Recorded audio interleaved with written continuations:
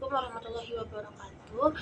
Jadi di sini kami akan mempresentasikan hasil dari esai kami yang berjudul Integrasi Manajemen Persediaan Berkelanjutan dalam Rantai Pasok Maritim yang sebagai strategi blue economy untuk mendukung SDGs. Di sini saya Nadia dengan NIM F1F023100025.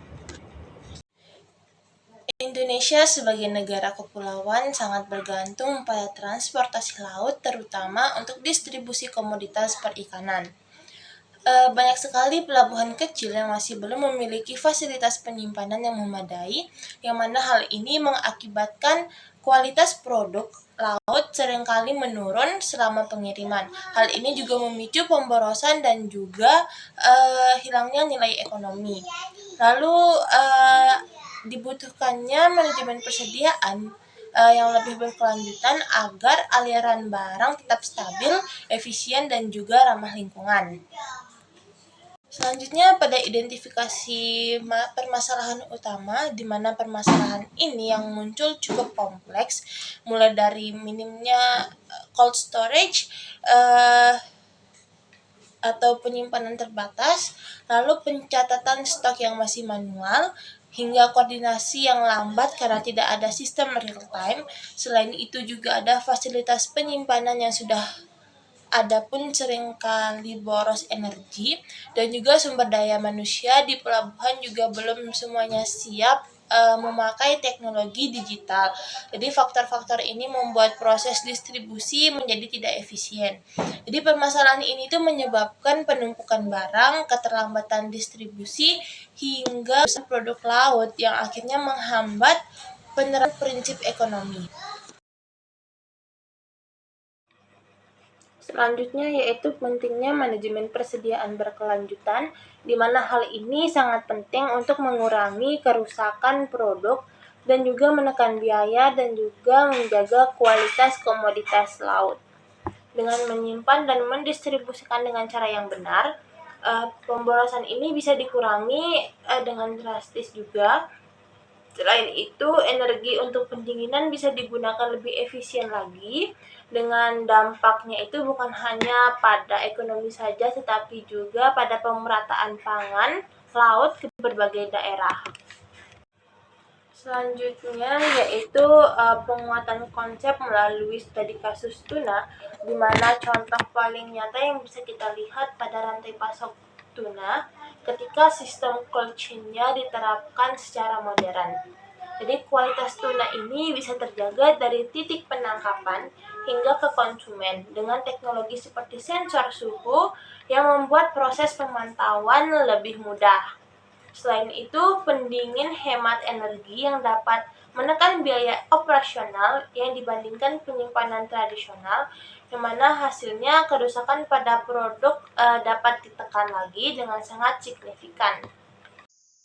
Oke, di sini saya akan menjelaskan bagian selanjutnya, yaitu dengan saya sendiri, Nuzatri Ayu Febrianti. Bagian selanjutnya yaitu peran digitalisasi dalam rantai pasok maritim. Nah, digitalisasi ini menjadi salah satu kunci modernisasi pelabuhan. Sistem pencatatan digital ini memungkinkan pelacakan persediaan secara real time, sehingga setiap pergerakan barang dapat dipantau dengan mudah. Nah, proses ini mengurangi resiko salah input, mempercepat koordinasi, dan membuat distribusi lebih terkontrol. Selain itu, digitalisasi ini juga membantu memprediksi kebutuhan persediaan berdasarkan pola permintaan, sehingga pengadaan lebih tepat sasaran dan tidak menimbulkan penumpukan stok. Lalu bagian selanjutnya yaitu green logistik dan pelabuhan hijau. Penerapan green logistik fokus pada efisiensi energi dan pengurangan emisi. Nah, beberapa pelabuhan di Indonesia Timur ini mulai menerapkan langkah-langkah seperti pengaturan ulang arus bongkar muat, penggunaan fasilitas penyimpanan hemat energi, dan perbaikan operasional untuk menghindari kemacetan logistik. Untuk sementara itu, pelabuhan besar seperti Makassar mengembangkan konsep pelabuhan hijau yang membuat proses logistik ini lebih bersih dan efisien. Dampaknya, manajemen persediaan menjadi lebih stabil dan resiko kerusakan barangnya itu lebih kecil. Lalu keterkaitan dengan SDGs. Nah, manajemen persediaan berkelanjutan memiliki kontribusi nyata pada beberapa target SDGs. Yang pertama, SDG 12, konsumsi dan produksi berkelanjutan, yang dimana mengurangi pemborosan komoditas laut. Lalu ada SDG 14, ekosistem laut, menekan eksploitasi berlebihan karena produk dapat dimanfaatkan lebih optimal. Lalu yang terakhir ada SG2, ketahanan pangan, distribusi pangan laut lebih merata. Manajemen persediaan tidak hanya berdampak pada ekonomi, tetapi juga pada ketahanan lingkungan laut.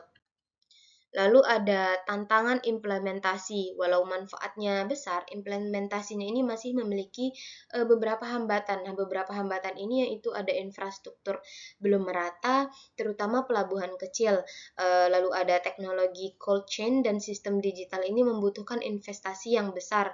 Lalu kurangnya tenaga kerja terlatih membuat teknologi sulit dimanfaatkan secara maksimal. Nah, kesimpulan dari hasil presentasi kami ini adalah integrasi manajemen persediaan berkelanjutan ini menjadi strategi penting bagi sektor maritim Indonesia. Dengan memanfaatkan cold chain yang efisien, teknologi digital, dan konsep green logistik, rantai pasok dapat menjadi lebih stabil dan ramah lingkungan. Memang tantangannya masih besar, tetapi melalui kolaborasi antara pemerintah, pelaku usaha, akademisi, dan masyarakat, transformasi ini bisa berjalan lebih cepat. Nah, langkah ini mendukung penguatan blue economy sekaligus berkontribusi pada pencapaian SDGs. Mungkin itu saja yang dapat kami sampaikan. Kurang lebihnya mohon maaf. Terima kasih.